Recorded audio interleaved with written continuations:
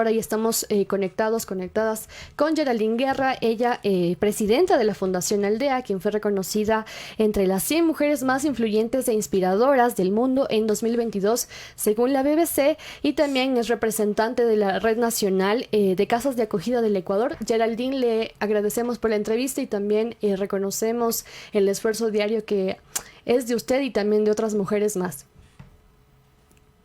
Buenos días con todas las personas que nos escuchan. Muchas gracias. Sí, este reconocimiento no es un reconocimiento mío, es un reconocimiento al trabajo de cientos de mujeres en este país que están en los distintos territorios, en el campo, en la ciudad, acompañando a víctimas de violencia, previniendo el femicidio y también a las madres y a los padres, a las familias enteras que han sido impactadas por la violencia femicida. A ellas les pertenece este reconocimiento. Geraldine, nuevamente saludarla acá y felicitarla por este reconocimiento. Y bueno, justamente quisiéramos que nos cuente la ciudadanía, la gente que nos está escuchando en este momento y viendo también, cuáles fueron las razones para este reconocimiento por parte de la BBC. Digamos, yo recibí el reconocimiento, estaba con las mujeres Achuar en la Amazonía sur ecuatoriana, mujeres valientes, valerosas, conociendo a las lideresas. Y recibí la noticia, tengo entendido que la BBC hace digamos, búsqueda mundial de mujeres y tiene 4 categorías, ¿no? Una de esas categorías es activismo y advocacy, y lobbying, ¿no? Uh-huh. Y entre ellas soy una de las 12 mujeres latinoamericanas que han seleccionado ¿cómo le llaman ellas? Como reconocimiento al trabajo de activismo para visibilizar los femicidios. Y justamente eso es lo doloroso, que este reconocimiento también significa que en nuestro país los femicidios están a la orden del día y que cada 28 horas una mujer es víctima de la violencia femicida. Ajá, Geraldine, justo en ese contexto hemos visto oportuno hablar sobre lo que está pasando, sobre la realidad que nos atraviesa a la vida como tal de las mujeres. Sabemos que si bien la vida de las mujeres no son cifras, sin embargo, sin datos no hay relato, y en ese sentido, la lucha y la exigencia por parte de las mujeres, las mujeres feministas, de las organizaciones de la sociedad civil, no existiría tampoco, ¿no? Entonces, en ese sentido, preguntarle, ¿qué nos dicen las cifras, los datos de este año que ha recolectado como tal y ha recogido la Fundación Aldea sobre los femicidios? Sí, tienes razón, sin datos no hay relato y sin datos hay invisibilización además, que es lo que hace el Estado. Digamos, como sociedad civil lo que estamos haciendo es recopilar cifras y datos que nos muestren lo que ocurre en cada territorio en el país, ¿no es cierto? Y este año la realidad es mortal para las mujeres. Ya en el año pasado, el 2021, lo habíamos declarado el año más violento desde que iniciamos a registrar y mapear femicidios y desde que se tipificó el COIP en el 2014. El 2017 había sido el año con más casos de femicidios, con 159 casos. Pero este año todavía no se termina y llevamos más de 275 casos. Hemos lanzado el último mapa el 15 de noviembre y es un mapa que ya está caduco. Ya está caduco porque cada día nos siguen matando, nos siguen asesinando. El día lunes, solo esta semana ha habido un femicidio en Esmeraldas, un femicidio en Guayaquil, un femicidio en Ambato. Estamos en un estado donde vivir para las mujeres, niñas y adolescentes se está convirtiendo en una tarea más o menos de sobrevivencia. Eso no es vivir, estamos con la violencia latente, la latente expresada de distintas maneras en las distintas provincias, pero violencia al fin y al cabo, violencia femicida, violencia misógina, violencia de odio contra las mujeres.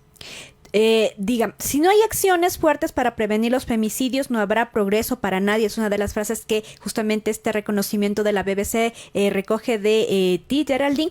Y bueno, en este aspecto, en estos últimos días hemos visto que el gobierno nacional promovió el Ministerio de la Mujer, así como también el registro de femicidios y de violencia. Un poco ahí quisiéramos justamente conocer cuál es tu opinión al respecto de estas acciones que se están emprendiendo desde la institucionalidad.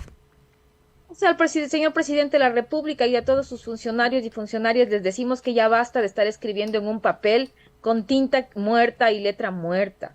Digamos, pasar un ministerio, una secretaría a un ministerio, no solamente es cambiar el nombre, es asignar presupuestos suficientes y eficientes, es tener personal especializado que vaya a los territorios y pueda cumplir los mandatos constitucionales y los mandatos que por ley le corresponderían a este ministerio. Entonces, un cambio de nombre, un borra el nombre, Y PON Ministerio no sirve, señor presidente. Saludamos, digamos, la voluntad, pero queremos que esa voluntad se exprese en presupuestos entregados y presupuestos suficientes. Eso significa mucho dinero, mucha inversión, porque para prevenir la violencia requerimos inversión. Solo no se va a hacer.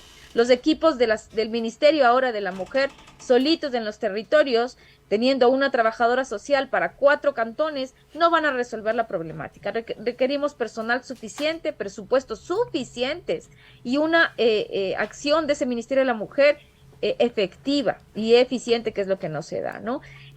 Sabemos también de lo que mencionabas del registro único de violencia que lanzaron la semana pasada. Eso significa, y esperamos, estamos alertas, ¿no? Significa que todas las instituciones del sistema de protección integral, esas instituciones estatales, pero también organizaciones de sociedad civil, tienen que coordinar para ver cómo van a ser los registros para víctimas de violencia, porque recuerden ustedes, el femicidio es la escalada mortal de la violencia. Pero se puede hacer mucho antes de que ocurra el femicidio, se pueden hacer muchas cosas, pero para ello, salud tiene que saber que la señora tiene una boleta de auxilio.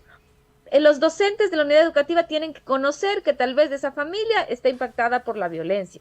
MIES tiene que conocer. Esa coordinación es la que estamos esperando. ¿Cómo se va a dar para que ese registro único no sea solamente algo instalado en una computadora, sino que empiece realmente a salvar vidas? Porque la violencia contra las mujeres nos está matando. La violencia femicida nos está matando cada 28 horas en este país, ¿no? Geraldine. Y esta nueva, digamos, política o nuevos aires del presidente también tendrían que ver que los 196 hijos e hijas que han quedado en la orfandad solo en este año, se asegure el Estado de que reciban los bonos de femicidio, que por lo menos eso les corresponde.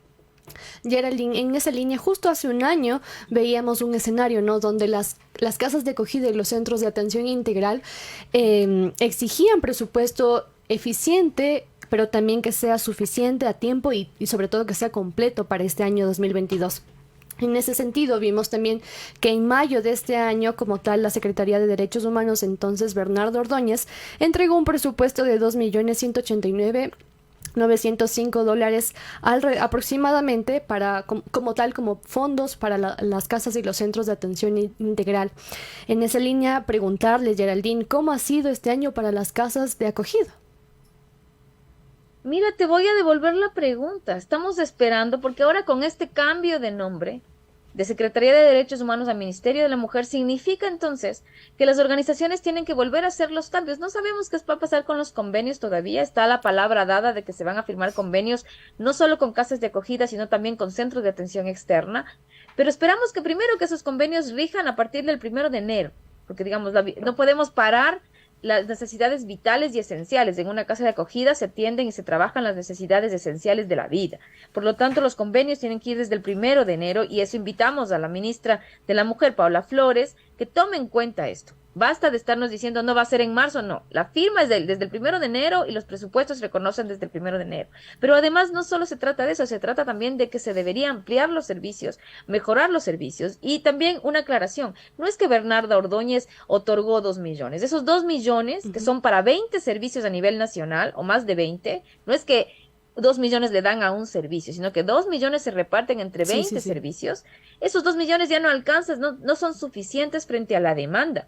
En provincias como Orellana, en la Casa Paula, en el Coca, este año no firmó con la Secretaría de Derechos Humanos porque ponen una serie de condiciones como si las organizaciones fuéramos, digamos, empleados del Estado. No somos empleadas del Estado, las organizaciones somos aliadas del Estado para concretar una política pública de protección y atención. Así que en ese sentido, un llamado a la ministra Paola Flores para que dialogue con las organizaciones de sociedad civil, para que dialogue con casas de acogida y centros de atención, para que los presupuestos 2023 sean suficientes sin recortar a las casas de acogida, sin quitar personal, pero que además también se piense en ampliar ese presupuesto para que en otras provincias como Morona Santiago, como Zamora Chinchipe, como provincias de la zona sur o provincias de la frontera norte donde no hay servicios de atención y protección haya, provincias como Los Ríos, donde no hay servicios de atención, donde se requiere realmente un apoyo para que esos servicios puedan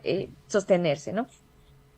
Y bueno, ya para finalizar, el Geraldine, este reconocimiento, ¿qué implica? ¿Qué se viene a futuro, digamos, principalmente con el tema de las casas de acogida? ¿Cuál sería como el compromiso un poco que este reconocimiento inspira? Digamos, este reconocimiento inspira a seguir trabajando y ese, sobre todo en este reconocimiento con este reconocimiento le queremos hacer un llamamiento al presidente de la República para que reciba a todas las familias víctimas de femicidio en este país, las reciba en una gran asamblea con él, para que se hable de reparación integral, que es un derecho que no se concreta, que las familias no reciben ese derecho y que me parece que el señor presidente además, no me parece, el señor presidente ofreció ese encuentro y todavía se están esperando. Las madres, la mamá de Camila Aguilera, la mamá de Nicole Echeverría, de Valentina Cosíos Montenegro, el papá de Brenda García, la mamá de Nikki Soto en Cayambe, que fue asesinada. Todas las madres requieren hablar con usted, señor presidente, para que usted escuche de primera mano qué está pasando con la reparación integral, con el acceso a justicia. Sus funcionarias le dicen que todo está bien. Por favor, escuche. Este es el llamamiento y este reconocimiento tiene que servir para que el señor presidente se sensibilice y reciba efectivamente a las familias y escuche de su propia voz lo que tienen que decir sobre reparación integral. Geraldine, nada más como ahora sí para cerrar, quiero que le cuente a la ciudadanía, a las personas que nos están viendo y escuchando, qué significa para las mujeres sobrevivientes de violencia de género, para sus hijos inclusive también, una casa de acogida. Una casa de acogida es un lugar que salva vidas. Es un lugar en donde las mujeres que no tienen a dónde más ir, porque su familia está enojada con ellos porque decide separarse, porque está alejada de su familia hace muchos años, porque no tiene recursos, porque no tiene cómo mantenerse, tienen que saber que en Ecuador hay 10 casas de acogida ubicadas en distintas provincias y que cualquier mujer que requiera puede hacer una llamada, puede preguntar y solicitar, se entra voluntariamente, nadie va a obligar. Es un acceso voluntario en donde van a encontrar una atención psicosocial de calidad, en donde van a encontrar nuevos caminos, donde hay personal especializado para acompañarles en esa reconstrucción de ese proyecto de vida que fue truncado por efectos de la violencia. Así que son espacios que salvan vidas. Geraldine, muchísimas gracias por esta entrevista y mediante ti, digamos, el reconocimiento también a las mujeres, a las personas que hacen posibles, por ejemplo, el trabajo diario de las casas de acogida, las personas, mujeres principalmente, que están todos los días atendiendo estos temas de violencia. Muchísimas gracias y, por supuesto, como tú decías, también a las madres víctimas de femicidio que todavía en este país siguen bregando por justicia. Muchísimas gracias.